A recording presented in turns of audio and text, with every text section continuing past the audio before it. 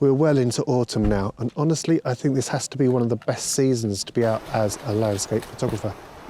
Everything just feels different, doesn't it? The light's softer, the air's cooler, and the landscape starts to shift into these rich autumn tones, greens fading into warm yellows and deep oranges. The best part? The days, they're getting shorter, which means I don't have to be up quite so early anymore. I've made an early start today coming out to the beautiful Ashdown Forest. Lovely spot, loads of open heathland, lovely woodland, beautiful views across the East Sussex countryside. Right now I'm standing just by the memorial to the author A.A. Milne, who wrote the Winnie the Pooh series. And you can see, standing here from this viewpoint, why he was so inspired by what is a beautiful landscape with so much colour on offer.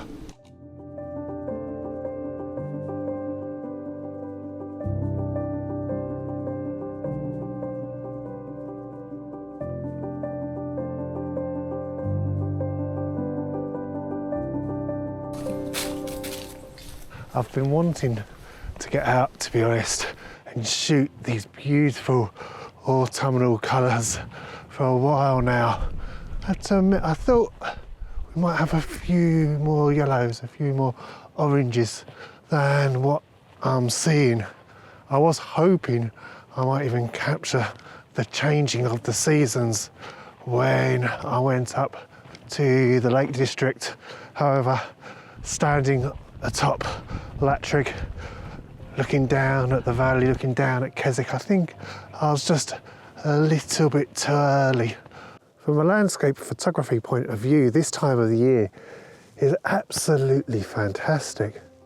The sun will sit a little bit lower in the sky, giving off this soft light that I mentioned. In terms of compositions, I'm just trying to see what I can find that stands out. A path leading you off somewhere, a lone tree standing proud against this beautiful view across the East Sussex countryside this morning.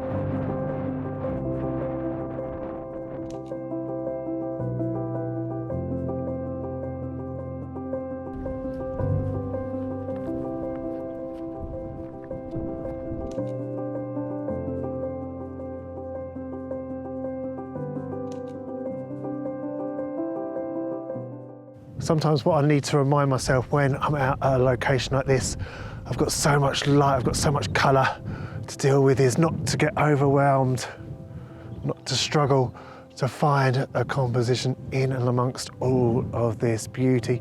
Sometimes it's just a case of keeping it simple, finding a composition around an anchor point, whatever that may be, a post, a fence, a puddle, and just building that anchor point. We're almost spoilt with technology these days, which means that by having a DSLR, by having a mirrorless camera over a film camera, it means that we're not limited by the number of shots that we can capture anymore. Unless, of course, we abuse our SD card or we forget to format it before we head out on location. It means that we can potentially see a shot and there's no harm in capturing it. You see, when I look back on Lightroom and I review my images, I'd much rather have the attitude of, why did I take that? Rather than, why didn't I take that?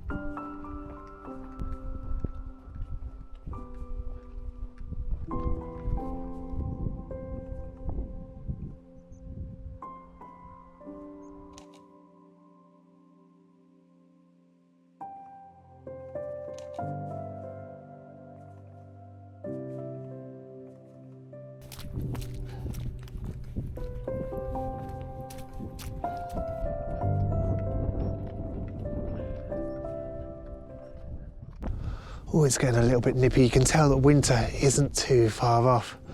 One thing I do love, that always makes me smile about photography, is the kind of the perception that you can create with images. You can make a scene look like something that when you actually go to that location, it's nothing like what you'd expect. Photographers making it look like they're standing on the edge of a lake with some beautiful rocks dotted out in front of them, in front of the scene. And you go out there and it's just a puddle that they found. I've hopefully found something very similar here myself today.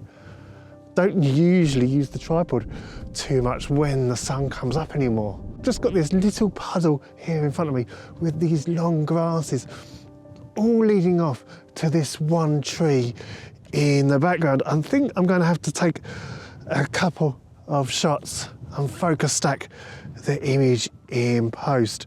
I certainly want to bring the ISO down a tad. There are a couple of airplanes flying over from Gatwick, shooting them with the long lens. Got the ISO up really high just to make sure I get a nice high shutter speed. So I'll put the ISO back down to 200. I want to be at f8, not f9. And in the foreground shot, I'm looking about 1/50th of a second. Of course, I might also need to take a couple of shots just to make sure I get all the highlights and the shadows. I imagine this is going to be a really intricate shot to put together, and hopefully when you look back at it on the screen that you're watching this video from, you won't realise that what I've got in front of me is nothing more than a puddle.